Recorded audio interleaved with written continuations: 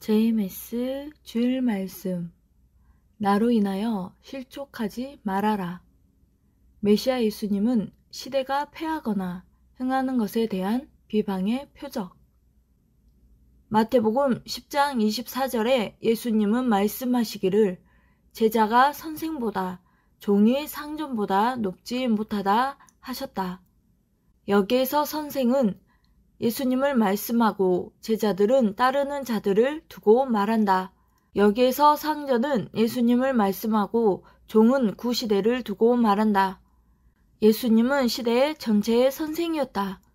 하나님의 아들 되신 예수님께서 구시대 종들에게 복음을 전하고 가르치라고 하시며 제자들을 보내실 때 그들에게 당부하신 말씀이다. 마태복음 12장 24절. 사탄에게 쓰여지는 자들이 예수님을 보고 바알세불에 힘입어 귀신을 쫓아낸다고 하였다. 마태복음 10장 25절. 집 주인을 바알세불이라 하였거든 하물며 그 집 사람들이라 하신 대로 예수님은 제자들에게 말씀하시길 내가 그들에게 바알세불이라 칭함을 받으니 그럼 너희도 그들에게는 바알세불 귀신들이나 똑같다 하였다. 그러니 제자들 보고 저들 거짓된 자들 말이 안 맞는 자들을 두려워 말아라. 결국 악한 자들 불신자들의 그 행위들은 감추인 것들이 드러나리라 하였다. 어느 시대든지 선과 악도 과거와 현재도 하나님은 다 드러내신다. 그리고 심판하신다. 예수님은 내가 너희에게 어두운 데 숨어서 말하는 것 너희가 귓속말로 듣는 것을 광명한 데서 다 드러내고 전파하라 하셨다. 선도 악도 다 드러냈다. 드러내고 성경에 다 기록해 놓고 설교하며 2000년 동안 전하게 하셨다. 어두운 사막권을 하나님은 예수님을 통해 드러내고 사명자, 선지자들을 통해 다 드러내신다. 결국 악은 빛 가운데 하나도 남김없이 드러나고 심판받으니 두려워할 것이 없다. 마태복음 10장 28절에 예수님이 말씀하시길 육을 죽이고 고통과 핍박을 줘도 두려워 말아라. 몸은 죽여도 영혼은 능히 죽이지 못하는 자를 두려워하지 말고 오직 몸과 영혼을 능히 지옥에 멸하실 수 있는 이를 두려워하라 하셨다. 예수님은 영과 육을 지옥에 멸하는 것이 그렇게도 두려운 줄 알라 했다. 한번 지옥에 가면 영원히 못 나온다. 이것을 두려워하라. 그것이 무섭다 하고 예수님은 말씀하셨다. 우리가 두려워할 것은 오직 우리의 육과 영의 생명의 주권자이신 하나님임을 기억해야 된다. 마태복음 10장 29절에서 31절. 예수님은 말씀하시길 참새 2마리가 돈 한 푼에 팔린다. 그러나 그 역시 하나님이 허락하지 않으면 그 하나도 땅에 떨어지지 않는다. 나를 믿고 따르고 하나님이 사랑하는데 너희를 죽음에 허락하시겠느냐. 가장 잘되게 해주신다. 하나님은 너희의 머리털까지 다 세신다. 이같이 세밀하게 너희에게 하신다. 그러니 두려워 말아라. 너희는 많은 참새보다 귀하니라 하셨다. 이 시대도 이와 같다고 예수님은 말씀하셨다. 또 예수님이 말씀하시길 누구든지 사람 앞에서 나 예수를 시인하고 내가 보낸 자 나를 증거하는 자들을 시인하면 나도 하늘에 계신 하나님 앞에서도 저를 시인하리라. 나와 내가 보낸 자를 부인하면 나도 저를 하나님 앞에서 부인하리라. 이 시대도 그러하니라 하셨다.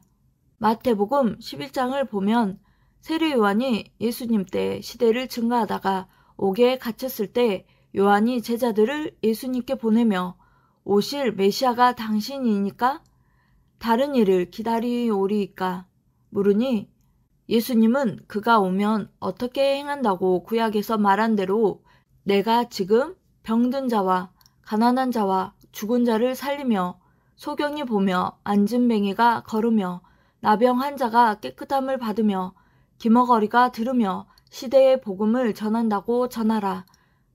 누구든지 나로 인하여 실족하지 아니하는 자는 복이 있다 하셨다. 요한의 제자들이 떠난 후에 예수님은 따르는 무리들에게 말씀하시길 너희는 무엇을 보려고 광야에 갔느냐? 바람에 흔들리는 갈대냐? 부드러운 옷을 입은 사람들이냐? 선지자를 보기 이함이었더냐? 그는 선지자보다 큰 자니라. 하나님이 나 예수 앞에 사자를 보내노니 그가 내 앞에 길을 예비하리라 하셨는데 그 자가 바로 요한이니라 했다. 그런데 세례 요한은 예수님을 증거하고 전해놓고도 고통을 당하니 실족했다. 낙심하고 예수님과 떨어졌다.